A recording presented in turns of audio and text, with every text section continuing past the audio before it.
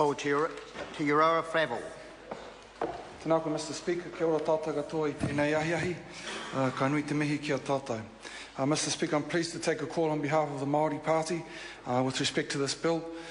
And I've got to say from the very beginning that there is a different perspective for Māori that is a little bit divergent to the conservation ethic among the modern conservation movement, who may appear to have a more empathetic attitude towards Indigenous ecological knowledge. They may assume that their environmental ethics and those of Indigenous peoples like Māori are motivated by similar philosophies and share similar aims. However, not only is this assumption often wrong, it also contributes to the inability of the Western conservation movement to properly serve the needs of and to fully empower Indigenous conservation aspirations as guaranteed to Māori under the Treaty of Waitangi. Mr. Speaker, 2 months ago, as the Ministers outlined, those forces of nature had a particular dire impact as Cyclone Ita left large proportions of the forests, hundreds years old, completely flattened. We know that the communities of Whataroa and Harihari were the worst hit, where the floods created devastating damage to tōtara forests. That's tāwhiri māte at work. That's nature at work. Mr. Speaker, there's a saying from ngā pepeho ngā tūpuna. It goes something like this: He rākau ka hinga ki te mano wai. A tree that will fall to flood. Oh, sorry, better say that again. A tree that will fall to the flood. In essence, it tells us that there will always be forces to contend with and that life should be valued while it remains. Mr. Speaker, I think it's important to note that the forces of nature have, through time, wreaked havoc on our communities, leaving families cast aside as they've tried to repair their lives. Just this afternoon, before I came to the house, Rua Moko was at work. I felt a bit of a jolt as we came across. We know, of course, earlier in the day, I think it was, there was a series of other earthquakes at Eketahuna, all enforcing the nature and the idea that Rua Moko was at work, nature was at work. Mr. Speaker, when the Minister presented the bill wishing to move on this particular proposal to us as the Māori Party, as we do usually, we went to the people of the land. We got feedback from Te Runanga o Ngaitahu. They gave us the blessing, but they also put some questions to us, and we in turn moved those questions directly to the Minister. Just last week he invited me to go with him to look over the site, an exercise I very much appreciated because then you get a real understanding about the scale of what went on, nature at work. I appreciated seeing for myself large areas of land and trees just toppled over like matchsticks, and also standing in amongst it. And some might say it was a photo opportunity. I'd like to say that it was actually seeing for myself what it was all about, and to know that there were trees that were there for a very long period of time that would just go to waste, unless something was done about it. Sure, there were concerns, and I want to outline those for the record on behalf of the Māori Party. So we have expressed the view that the timber recovery should not occur in areas of the National Park, ecological areas, the White Heron Colony, or World Heritage areas. The proposal confirms this and notes that it is restricted to conservation lands outside of those areas I just mentioned. We've also been reassured that the Rauko Runanga will have access for recovery of felled timber for customary purposes. Of course, Ngaitahu would agree to that and give backing to that.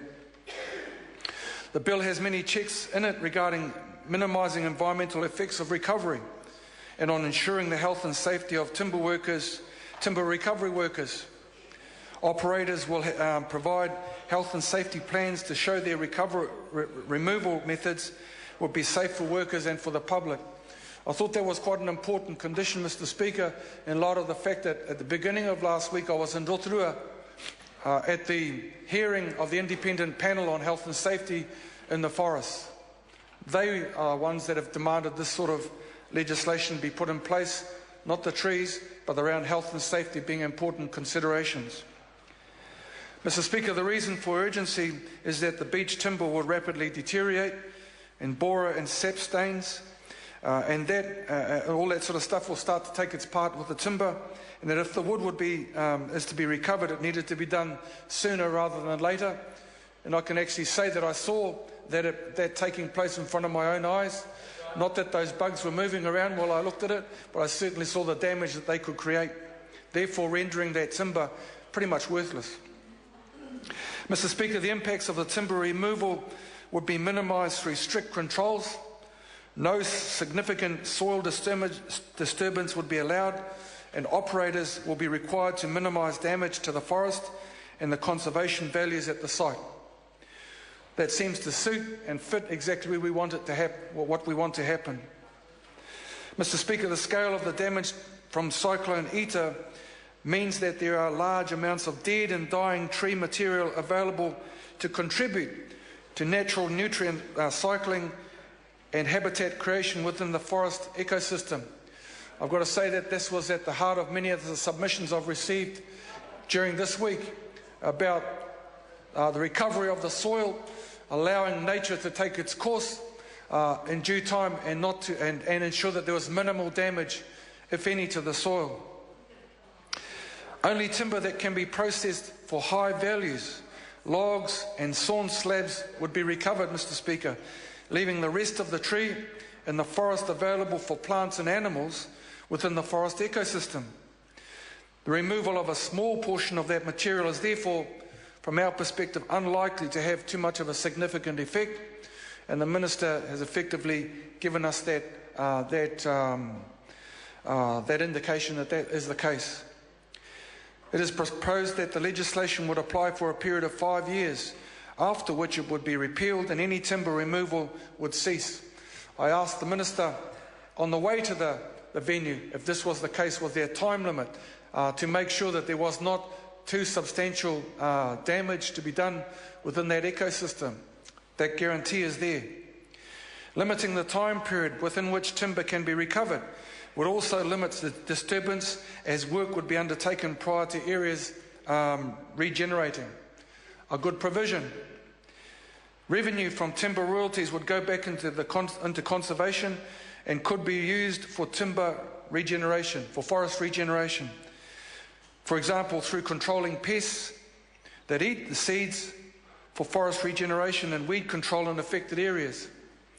For it to go back into the conservation estate is right and proper. The West Coast Conservation Board and the local Ngai Tahu Rūnanga will be consulted on how the royalty revenues are spent. At least in this part, Māori do have a say with respect to how those royalties will go.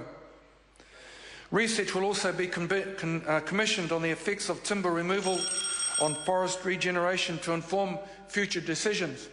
A good provision which allows us to ensure that all of this whole operation can be monitored from start to finish.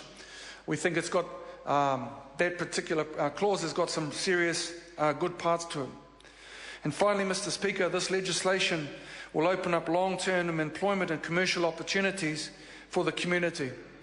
While we are sad to see that so much native timber has been blown over by Cyclone Eta, at the end of the day we were delighted that Ngāi Tahu and the rest of the West Coast community will benefit from the passing of this legislation.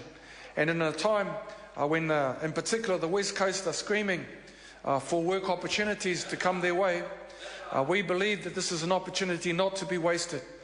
When we look at the scale of the devastation and the small percentage of the area that in fact will be accessed by those who are successful in their tenders, it makes sense.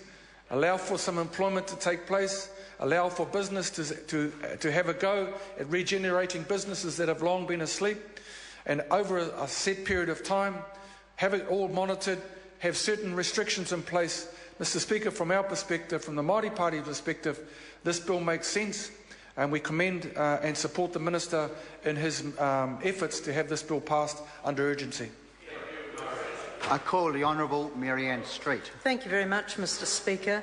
There is something of